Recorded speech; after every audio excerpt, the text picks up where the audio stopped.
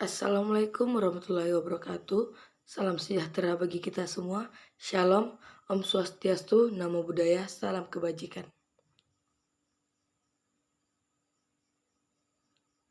Baiklah, perkenalkan kami dari kelompok 3, yaitu saya sendiri, Julfiana dengan NPM 2040302055, Muhammad Alris Akbar 2040302057, Firman Amril Hasan 2040302053, Efrem Kedang Henakin 2040302052, dan Ricci Arisanjay 2040302060. Di sini kami akan membahas bab 4, bagaimana nilai dan norma konstitusional Undang-Undang Dasar 1945 dan konstitusionalitas ketentuan perundang-undangan di bawah Undang-Undang Dasar.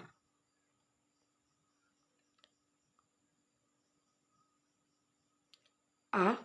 Menelusuri konsep dan urgensi konstitusi dalam kehidupan berbangsa dan bernegara.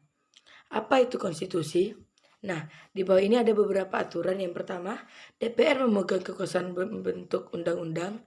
Yang kedua, jangan berbicara saat mulut penuh makanan. Yang ketiga, menyeberanglah pada zebra cross dengan tertib dan hati-hati. Yang keempat, Presiden menetapkan peraturan pemerintah untuk menjalankan undang-undang sebagaimana mestinya. Kelima, selesaikanlah pekerjaan rumahmu sebelum bermain di luar. Nah, aturan-aturan ini dapat dilihat bahwa ada yang aturan merupakan peraturan yang diatur oleh undang-undang dan juga ada beberapa aturan yang merupakan aturan dari diri sendiri atau manusia. Konstitusi merupakan seperangkat aturan atau hukum yang berisi ketentuan tentang bagaimana pemerintahan diatur dan dijalankan. Oleh karena itu, konstitusi ini harus mengatur hal-hal mendasar dari suatu negara yang nantinya akan menjadi pegangan dalam penyelenggaraan suatu negara. Konstitusi di sini ada dari berbagai bahasa secara etimologis. Itu yang pertama, Perancis yaitu constitution, Latin Constitutio, Inggris Constitution, Belanda Constitute, Jerman Verfassung, Arab Masyrutyah yang artinya membentuk atau pembentukan. Definisi konstitusi dari pandangan Lord James Bryce yaitu konstitusi merupakan suatu kerangka negara yang diorganisasikan melalui hukum dan menetapkan lembaga-lembaga yang tetap dengan fungsi dan hak-haknya masing-masing. Sehubungan dengan ini, C.F. Strong yang menganut paham modern secara tegas menyamakan pengertian ini sebagai undang-undang dasar.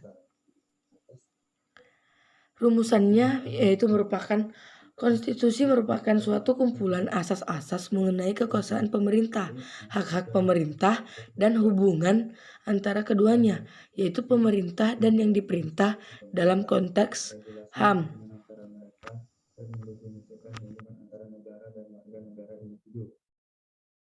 Perayaan di atas, maka kita mempunyai dua macam pengertian tentang konstitusi itu, yaitu konstitusi dalam arti sempit dan konstitusi dalam arti luas. Pertama, dalam arti sempit, konstitusi merupakan suatu dokumen atau seperangkat dokumen yang berisi aturan-aturan dasar untuk menyelenggarakan negara. Dalam arti luasnya, konstitusi merupakan peraturan, baik tertulis maupun tidak tertulis, yang menentukan bagaimana lembaga negara dibentuk dan dijalankan. D. Membangun argumen tentang dinamika dan tantangan konstitusi dalam kehidupan berbangsa negara Indonesia. Ini ada tabel di sini, akan menerangkan sedikit tabel dinamika konstitusi Indonesia. Konstitusi yang pertama ada Undang-Undang Dasar RI 1945, masa kemerdekaan. Masa berlakunya 18 Agustus 1945 sampai dengan Agustus 1950, dengan catatan mulai 27 Desember 1949 sampai 23 Agustus ini berlaku di wilayah RI Proklamasi. Kedua, Konstitusi RIS 1949. Masa berlakunya 27 Desember 1949 sampai dengan 17 Agustus 1950. Ketiga ada UUDS 1950. Masa berlakunya 17 Agustus 1950 sampai dengan 5 Juli 1959. Yang keempat ada UUD NRI 1945 di masa Orde Lama. Masa berlakunya 5 Juli 1959 sampai dengan 1965. Dan yang terakhir ada UUD NRI 1945 di masa Orde Baru. Masa berlakunya itu 1966 sampai dengan 1998. Maka Indonesia banyak terjadi perubahan konstitusi. Juga penjelasan sedikit, sebenarnya konstitusi atau konstitusi yang berbeda dengan undang-undang dasar dikarenakan suatu kekhilafan dalam pandangan orang mengenai konstitusi pada negara-negara modern sehingga pengertian konstitusi itu mungkin disamakan undang-undang dasar.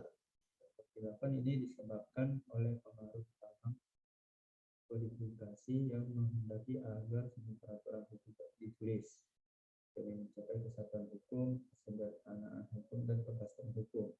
Begitu besar pengaruh paham kodifikasi sehingga setiap peraturan hukum karena penting itu harus ditulis. Dan konstitusi yang ditulis itu adalah undang-undang dasar. Secara umum terdapat dua macam konstitusi, yaitu yang pertama konstitusi tertulis, yang kedua konstitusi tidak tertulis.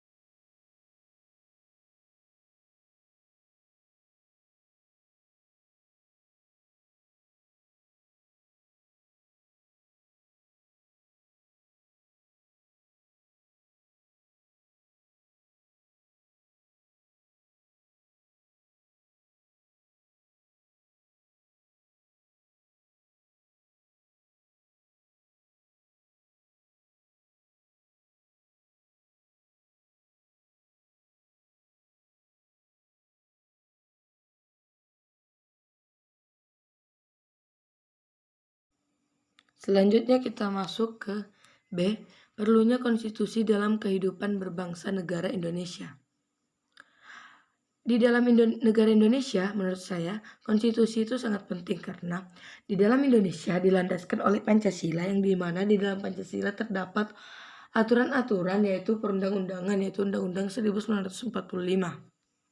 Selanjutnya kita masuk ke dalam C. Menggali sumber historis, sosiologis, dan politik tentang konstitusi dalam kehidupan berbangsa negara Indonesia. Sumber historis yaitu bermula dengan pandangan Thomas Hobbes 1588 hingga 1879 yang menurutnya manusia pada status naturalis bagaikan serigala. Ada yang kedua, ada Guillaume Homo homini lupus, yaitu man is a wolf to his fellow man, yang artinya yang kuat mengalahkan yang lemah. Yang ketiga, Bellum omnium contra omnes, yaitu perang semua melawan semua. Yang keempat, factum onionis, yaitu hidup dalam suasana demikian pada akhirnya menyadarkan manusia untuk membuat perjanjian antara sesama manusia. Yang keempat, factum subjectionis, perjanjian rakyat menyerahkan kekuasaan kepada penguasa. Dalam buku yang berjudul Levian 1651, ia mengajukan suatu argumentasi tentang kewajiban politik yang disebut kontrak sosial yang mengimplikasikan pengalihan kedaulatan kepada primus inter pares yang kemudian berkuasa secara mutlak atau absolut. Yaitu primus inter pares tersebut adalah yang utama di antara sekawanan kumpulan atau orang terpenting dan menonjol di antara kumpulan orang yang sederajat. Nah, negara dalam pandangan Hobbes ini cenderung seperti monster Leviathan. Pemikiran Hobbes tak lepas dari pengaruh kondisi zamannya, zeitgeistnya, sehingga ia cenderung membela monarki absolut, yaitu kerajaan mutlak, dengan konsep divine right yang menyatakan bahwa penguasa di bumi merupakan pilihan Tuhan sehingga ia memiliki otoritas tidak tertandingi. Pandangan inilah yang mendorong munculnya raja-raja tiran dengan mengatasnamakan primus inter pares dan wakil Tuhan di bumi. Mereka berkuasa sewenang-wenang dan menindas rakyat. Hal ini terjadi pada masa jabatan Raja Louis ke-16, sehingga pada masa itu timbullah gagasan untuk membatasi kekuasaan raja atau dikenal dengan istilah konstitusionalisme, yang mengandung arti bahwa penguasa perlu dibatasi kekuasaannya, dan karena itu kekuasaannya harus diperinci secara tegas. Hal ini muncul sebelum Louis ke-16 ini dihukum oleh guillotine. Mengapa diperlukan konstitusi dalam kehidupan berbangsa dan bernegara? Agar dapat membatasi kekuasaan pemerintah atau penguasa negara, konstitusi negara di satu sisi dimaksudkan untuk membatasi kekuasaan penyelenggara negara dan di sisi lain untuk menjamin hak-hak dasar warga negara.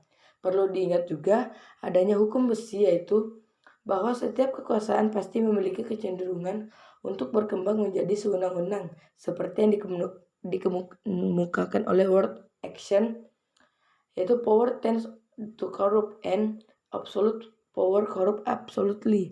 Inilah alasan mengapa diperlukan konstitusi dalam kehidupan berbangsa negara Indonesia, yakni untuk membatasi kekuasaan pemerintah agar tidak memerintah dengan sewenang-wenangnya. Konstitusi juga diperlukan untuk membagi kekuasaan dalam negara. Pandangan ini didasarkan pada fungsi konstitusi, yaitu salah satunya diantaranya adalah membagi kekuasaan dalam negara, yang dikemukakan oleh Kusnardi dan Ibrahim tahun 1988. Baiklah, selanjutnya akan dilanjutkan oleh saudara Aldris. Kepada Aldris, waktu dan tempat dipersilahkan.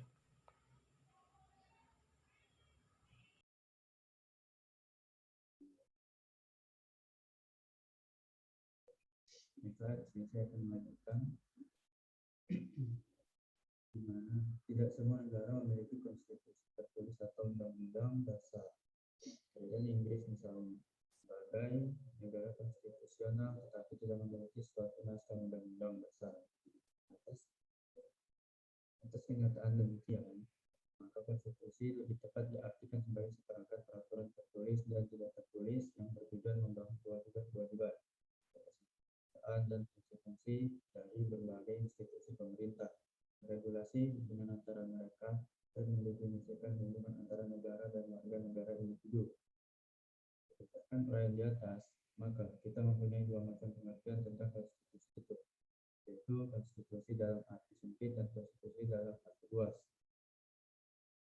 Pertama, dalam arti sempit, konstitusi merupakan suatu dokumen atau seperangkat dokumen yang berisi aturan-aturan dasar untuk menyelenggarakan negara. Dalam arti luasnya, konstitusi merupakan peraturan, baik tertulis maupun tidak tertulis, yang menentukan bagaimana lembaga negara dibentuk dan dijalankan. D. Membangun argumen tentang dinamika dan tantangan konstitusi dalam kehidupan berbangsa negara Indonesia. Ini ada tabel di sini, akan menerangkan sedikit tabel dinamika konstitusi Indonesia. Konstitusi yang pertama ada Undang-Undang Dasar RI 1945, masa kemerdekaan. Masa berlakunya 18 Agustus 1945 sampai dengan Agustus 1950, dengan catatan mulai 27 Desember 1949 sampai 23 Agustus ini berlaku di wilayah RI Proklamasi. Kedua, Konstitusi RIS 1949. Masa berlakunya 27 Desember 1949 sampai dengan 17 Agustus 1950. Ketiga ada UUDS 1950. Masa berlakunya 17 Agustus 1950 sampai dengan 5 Juli 1959. Yang keempat ada UUD NRI 1945 di masa Orde Lama. Masa berlakunya 5 Juli 1959 sampai dengan 1965. Dan yang terakhir ada UUD NRI 1945 di masa Orde Baru. Masa berlakunya itu 1966 sampai dengan 1998. Mengapa Indonesia banyak terjadi perubahan konstitusi? Juga penjelasan sedikit. Sebenarnya konstitusi atau konstitusi yang berbeda dengan undang-undang dasar dikarenakan suatu kekhilafan dalam pandangan orang mengenai konstitusi pada negara-negara modern, sehingga pengertian konstitusi itu mungkin disamakan undang-undang dasar. Kekhilafan ini disebabkan oleh pengaruh paham kodifikasi yang menghendaki agar semua peraturan hukum ditulis demi mencapai kesatuan hukum, kesederhanaan hukum, dan kepastian hukum. Begitu besar pengaruh paham kodifikasi sehingga setiap peraturan hukum karena penting itu harus ditulis, dan konstitusi yang ditulis itu adalah undang-undang dasar. Secara umum terdapat dua macam konstitusi, yaitu yang pertama konstitusi tertulis, yang kedua konstitusi tidak tertulis.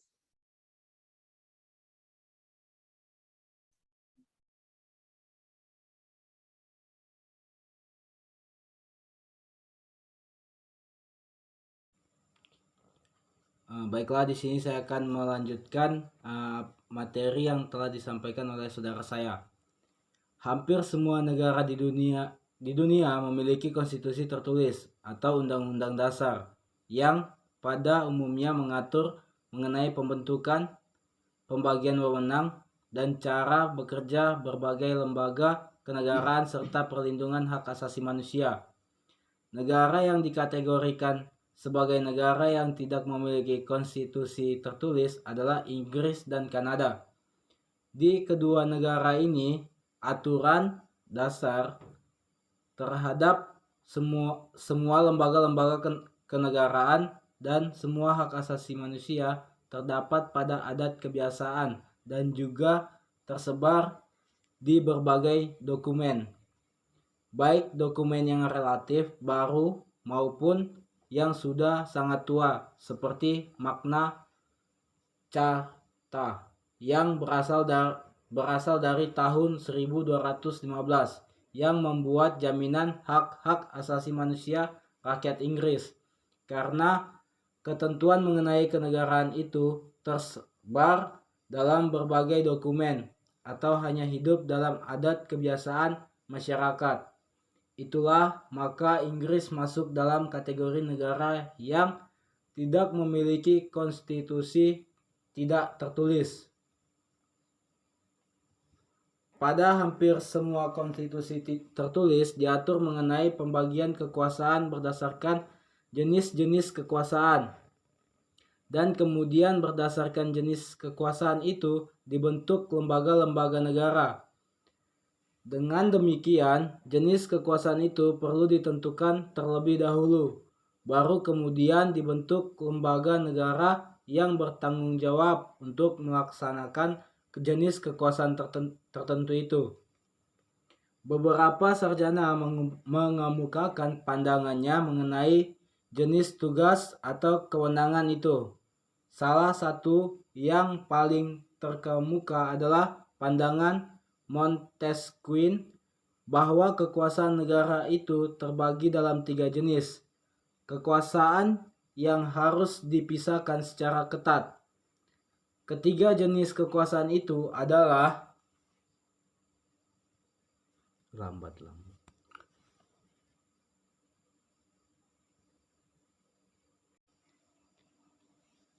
Yang pertama, kekuasaan membuat peraturan perundangan atau legislatif. Yang kedua, kekuasaan melaksanakan peraturan perundangan atau eksekutif. Yang ketiga, kekuasaan kehakiman atau yudikatif. Pandangan lain mengenai jenis kekuasaan yang perlu dibagi atau dipisahkan di dalam konstitusi dikemukakan oleh Van Vollenhoven dalam buku karangannya Staatsgrepen over the. Ia membagi kekuasaan menjadi 4 macam, yaitu yang pertama, pemerintahan atau bestur, kedua, perundang-undangan, ketiga, kepolisian, dan yang keempat, pengadilan.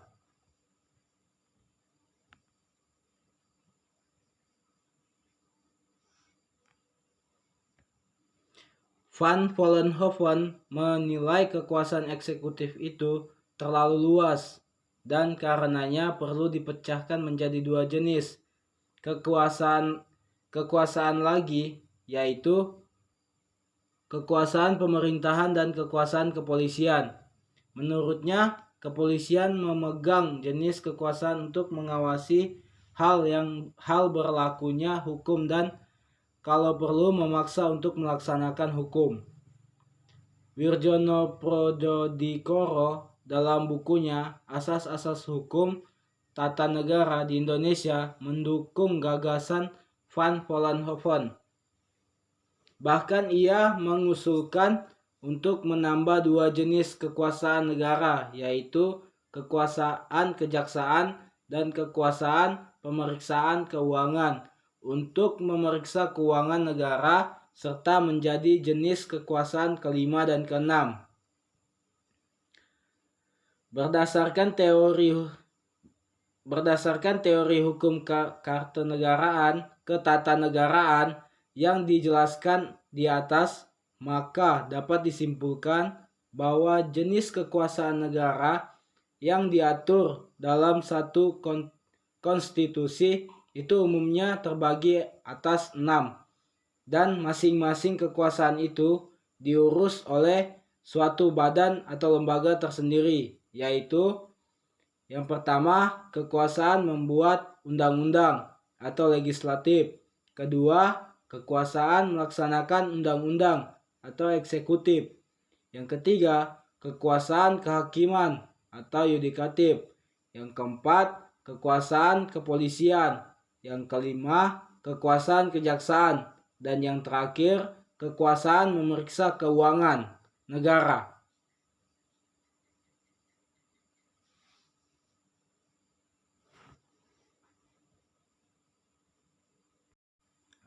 Baiklah, materi yang selanjutnya akan disampaikan oleh saudara saya. Baiklah, saya akan melanjutkan materinya. Konstitusi suatu negara pada hakikatnya merupakan hukum dasar tertinggi yang memuat hal-hal mengenai penyelenggaraan negara. Karenanya, suatu konstitusi harus memiliki sifat yang lebih stabil daripada produk hukum lainnya. Terlebih lagi jika jiwa dan semangat pelaksanaan penyelenggaraan negara juga diatur dalam konstitusi, sehingga perubahan suatu konstitusi dapat membawa perubahan yang besar terhadap sistem penyelenggaraan negara. Bisa jadi suatu negara yang demokratis berubah menjadi otoriter karena terjadi perubahan dalam konstitusinya. Adakah keinginan rakyat untuk mengadakan perubahan konstitusi merupakan suatu hal yang tidak dapat dihindari. Hal ini terjadi apabila mekanisme penyelenggaraan negara yang diatur dalam konstitusi yang berlaku dirasakan sudah tidak sesuai lagi dengan aspirasi masyarakat. Oleh karena itu, konstitusi biasanya juga mengandung ketentuan mengenai perubahan konstitusi itu sendiri, yang kemudian prosedurnya dibuat sedemikian rupa, sehingga perubahan yang terjadi adalah benar-benar aspirasi rakyat dan bukan berdasarkan keinginan semena-mena dan bersifat sementara ataupun keinginan dari sekelompok orang belaka. Pada dasarnya, ada dua macam sistem yang lazim digunakan dalam praktik ketatanegaraan di dunia dalam hal perubahan konstitusi. Sistem yang pertama adalah bahwa apabila suatu konstitusi diubah, maka yang akan berlaku adalah konstitusi yang berlaku secara keseluruhan atau penggantian konstitusi. Sistem ini dianut oleh hampir semua negara di dunia. Sistem yang kedua ialah bahwa apabila suatu konstitusi diubah, maka konstitusi yang asli tetap berlaku. Perubahan terhadap konstitusi tersebut merupakan amandemen dan konstitusi yang asli tadi. Dengan perkataan lain, amandemen tersebut merupakan atau menjadi bagian dari konstitusinya. Sistem ini dianut oleh Amerika Serikat. Selanjutnya, perkembangan konstitusi di Indonesia. para pendiri negara Kesatuan Republik Indonesia telah sepakat untuk menyusun sebuah undang-undang dasar sebagai konstitusi tertulis dan segala arti dan fungsinya. Sehari setelah proklamasi kemerdekaan Republik Indonesia pada tanggal 17 Agustus 1945, Konstitusi Indonesia sebagai sesuatu revolusi Grand Wave telah disahkan pada tanggal 18 Agustus 1945 oleh Panitia Persiapan Kemerdekaan Indonesia dalam sebuah naskah yang dinamakan Undang-Undang Dasar Negara Republik Indonesia. Dengan demikian, sekalipun Undang-Undang Dasar 1945 itu merupakan konstitusi yang sangat singkat dan hanya memuat 37 pasal, namun ketiga materi muatan konstitusi yang harus ada menurut ketentuan umum teori konstitusi telah terpenuhi dalam Undang-Undang Dasar 1945 tersebut. Pada dasarnya, kemungkinan untuk mengadakan perubahan atau penyesuaian itu memang sudah dilihat oleh para penyusun Undang-Undang Dasar 1945 itu sendiri. Dengan merumuskan dan melalui pasal 37 Undang-Undang Dasar 1945 tentang perubahan Undang-Undang Dasar, dan apabila MPR bermaksud akan mengubah Undang-Undang Dasar melalui pasal 37 Undang-Undang Dasar 1945, sebelumnya hal itu harus ditanyakan terlebih dahulu kepada seluruh rakyat Indonesia melalui suatu referendum. Tab nomor 1 _MPR _1983 pasal 105 strip K109 IO tab nomor _4 MPR _1983 tentang referendum. Perubahan Undang-Undang Dasar 1945 kemudian dilakukan secara terhadap dan menjadi salah satu agenda sidang tahunan MPR dari tahun 1999. Sehingga perubahan keempat pada sidang tahun MPR tahun 2002 bersama dengan kesepakatan dibentuknya Komisi Konstitusi yang bertugas melalui secara komprehensif tentang perubahan Undang-Undang Dasar 1945 berdasarkan ketetapan MPR nomor 1 _MPR _2002 tentang pembentukan Komisi Konstitusi. Sekian materi yang saya jelaskan. Selanjutnya akan dijelaskan oleh Rici Arisanjay.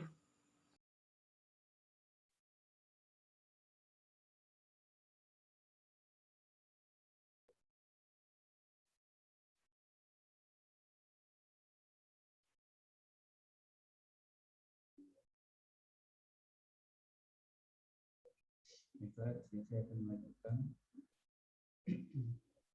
di mana tidak semua negara memiliki konstitusi tertulis atau undang-undang dasar. Kemudian Inggris misalnya sebagai negara konstitusional tetapi tidak memiliki suatu naskah undang-undang dasar. Atas kenyataan demikian, maka konstitusi lebih tepat diartikan sebagai seperangkat peraturan tertulis dan tidak tertulis yang bertujuan membangun kewajiban dan konsekuensi dari berbagai institusi pemerintah, regulasi hubungan antara mereka, dan mendefinisikan hubungan antara negara dan warga negara individu. Berdasarkan uraian di atas, maka kita mempunyai dua macam pengertian tentang konstitusi itu, yaitu konstitusi dalam arti sempit dan konstitusi dalam arti luas. Pertama, dalam arti sempit, konstitusi merupakan suatu dokumen atau seperangkat dokumen yang berisi aturan-aturan dasar untuk menyelenggarakan negara. Dalam arti luasnya, konstitusi merupakan peraturan, baik tertulis maupun tidak tertulis, yang menentukan bagaimana lembaga negara dibentuk dan dijalankan. D. membangun argumen tentang dinamika dan tantangan konstitusi dalam kehidupan berbangsa negara Indonesia. Ini ada tabel di sini, akan menerangkan sedikit tabel dinamika konstitusi Indonesia. Konstitusi yang pertama ada Undang-Undang Dasar RI 1945 masa kemerdekaan, masa berlakunya 18 Agustus 1945 sampai dengan Agustus 1950 dengan catatan mulai 27 Desember 1949 sampai 23 Agustus ini berlaku di wilayah RI Proklamasi. Kedua, Konstitusi RIS 1949. Masa berlakunya 27 Desember 1949 sampai dengan 17 Agustus 1950. Ketiga ada UUDS 1950.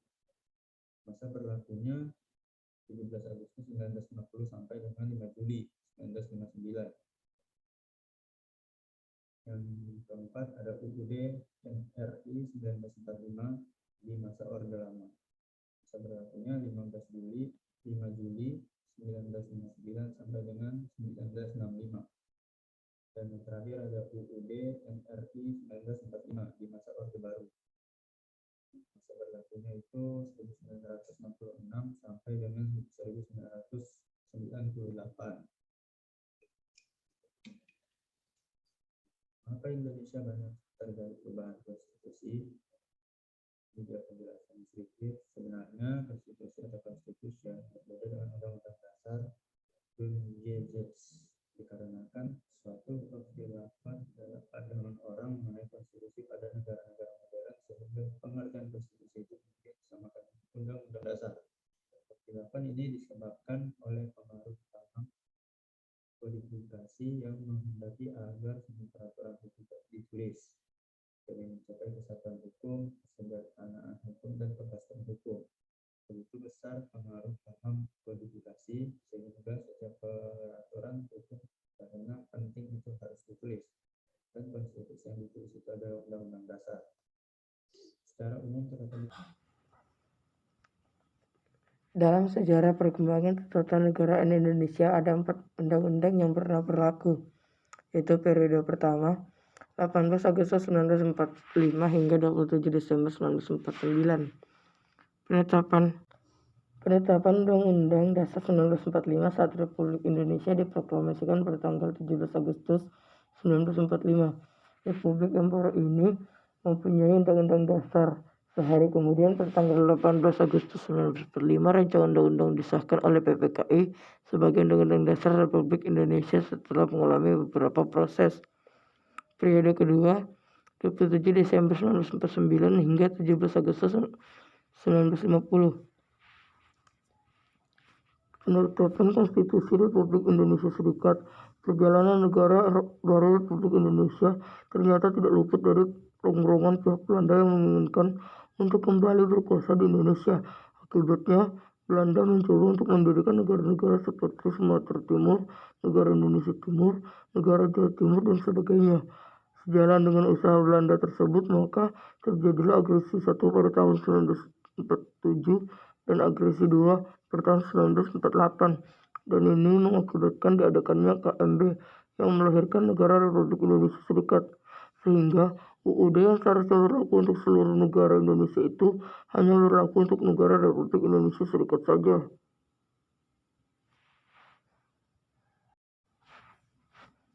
Baik, lanjut slide selanjutnya.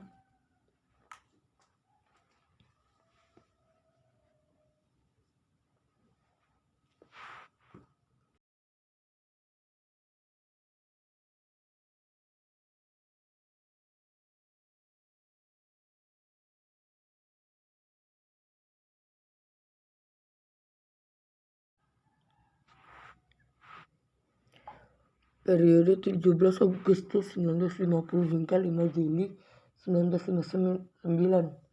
Penetapan Undang-Undang Dasar sementara 1950, yaitu periode federal dari Undang-Undang Dasar Republik Indonesia Serikat 1949 merupakan perubahan sementara karena sesungguhnya bangsa Indonesia sejak 17 Agustus 1945 menghendaki sifat kesatuan, maka negara Republik Indonesia Serikat tidak bertahan lama karena terjadinya penggabungan dengan Republik Indonesia. Hal ini mengakibatkan wibawa dan pemerintah Republik Indonesia Serikat menjadi berkurang, yang pada akhirnya dicapailah kata sepakat untuk mendirikan negara kembali, yaitu Negara Kesatuan Republik Indonesia.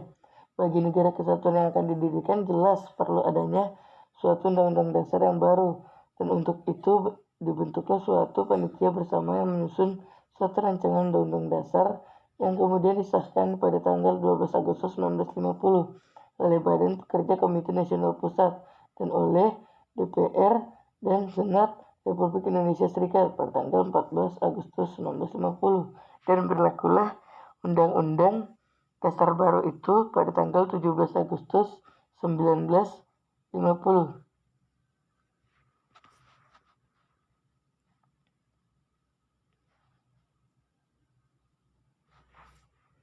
Baik, kita lanjut slide selanjutnya.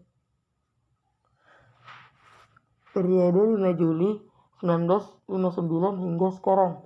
Penetapannya berlaku kembali Undang-Undang Dasar 1945 dengan Dekret Presiden pada tanggal 5 Juli 1959 berlakulah kembali Undang-Undang Dasar 1945 dan perubahan Majelis Permusyawaratan Rakyat sementara Orde Lama pada masa 1959 hingga 1965 menjadi Majelis Permusyawaratan Rakyat sementara Orde Baru. Perubahan itu dilakukan karena Majelis Permusyawaratan Rakyat sementara Orde Lama dianggap kurang mencerminkan pelaksanaan Undang-Undang Dasar 1945 secara murni dan konsekuen. Kesimpulan dari pembahasan mengenai nilai dan norma konstitusi Undang-Undang Dasar Negara Republik Indonesia dapat saya tarik, yaitu bahwa konstitusi memiliki arti suatu naskah yang di dalamnya memuat keseluruhan peraturan-peraturan yang mengatur dengan mengikat dalam penyelenggaraan ketatanegaraan dalam suatu negara. Aturan-aturan itu juga berdasarkan nilai dan norma yang ada di masyarakat dan juga yang terkandung dalam Pancasila. Pada dasarnya, konstitusi terdiri dari dua jenis, tertulis dan tidak tertulis. Yang tertulis disebut juga Undang-Undang Dasar yang memuat semua aturan di Indonesia, sedangkan yang tidak tertulis sama dengan konvensi, yang artinya konstitusi ini tidak tercantum secara tertulis, namun kepada sebuah konstitusi ini atau hukum kebiasaan yang melekat pada masyarakat. Konstitusi ini juga harus ditepati dan dipatuhi sesuai dengan nilai dan norma dalam bermasyarakat. Baik, itulah tadi presentasi kami. Lebih dan kurangnya mohon dimaafkan apabila ada kesalahan dalam tutur kata kami. Wabillahi taufiq wal hidayah. Assalamualaikum warahmatullahi wabarakatuh.